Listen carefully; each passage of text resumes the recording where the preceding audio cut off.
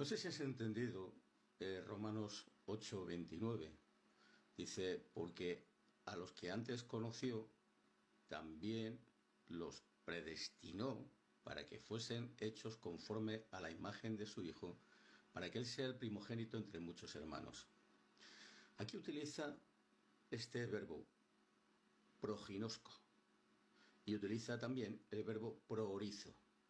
Vamos a estudiar esto. Ten paciencia. El verbo proorizo está formado por dos palabras, pro, que significa antes, y orizo, que significa ordenar por adelantado. Cuando este verbo aparece en el contexto de lo que es la doctrina de la salvación, como es en este caso, se tiene en vista el destino preparado para los elegidos. En ninguna de las 6 veces que aparece esta palabra hace referencia a pecadores destinados a una condenación eterna. Es raro, ¿no?, que no lo diga.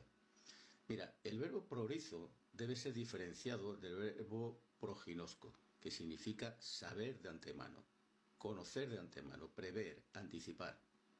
Dios conoce a todo el mundo. Todas las cosas las conoce de antemano.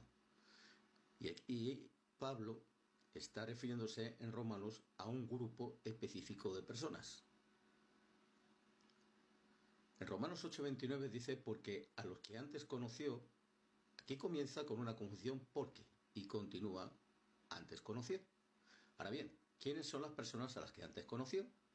Y la respuesta la tenemos en el versículo anterior, en el versículo 28, a los que aman a Dios. Dios conocía anticipadamente a aquellos que lo amarían en algún momento de sus vidas y lo continuarían amándolo hasta el final. Es algo que Dios conoce. Y vemos el contexto en 1 Corintios 8:3, que dice, pero si alguno ama a Dios, es conocido por él.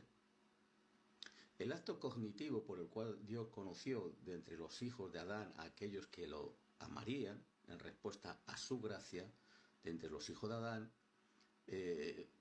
tenían que cumplir las condiciones necesarias para la salvación. De modo que este versículo está íntimamente relacionado con la elección de individuos para un propósito, el cuerpo elegido de Cristo y su destino predestinado, o sea, preparado por anticipadamente para la gloria. De otra forma, Dios conocía a las personas que iban a ser salvas y esas personas formarían el cuerpo de Cristo y su destino sería la gloria de Dios. Dios conoció anticipadamente a las personas que le aman, que han sido llamados por medio de la predicación del Evangelio. La fe no viene porque solamente Dios te la da. La fe, dice la palabra de Dios, que viene por el oír.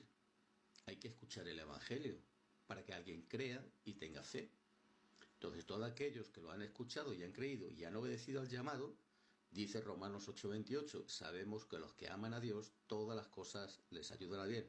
Esto es, a los que conforme a su propósito son llamados. Ahora yo pregunto, ¿cuál es el propósito del llamado? Según vimos en Romanos, dice que seamos hechos conforme a la imagen de su Hijo, para que Él sea el primogénito entre muchos hermanos. Y continúa en Efesios 1, 4 y 5, para que fuésemos santos y sin mancha delante de Él, habiéndonos predestinado para ser adoptados hijos suyos por medio de Jesucristo. Ese es el resumen de la predestinación. Que seamos hechos conforme a la imagen de su Hijo, que seamos santos, que seamos sin mancha y que somos adoptados como hijos suyos. Eso es todo. No dice nada en absoluto de que unos son escogidos para la salvación y otros no. ¿Qué clase de Dios?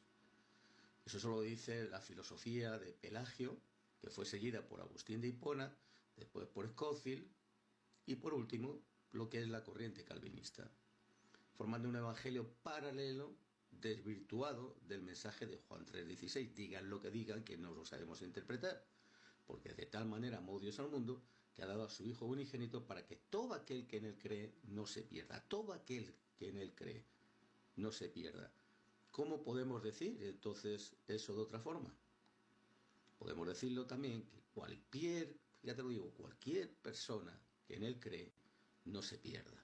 Por lo tanto, no es que somos predestinados unos para salvación y otros no. En ningún sitio de todo esto que hemos leído, aparece que hay una elección de elegidos para salvar a unos y de destrucción para otros.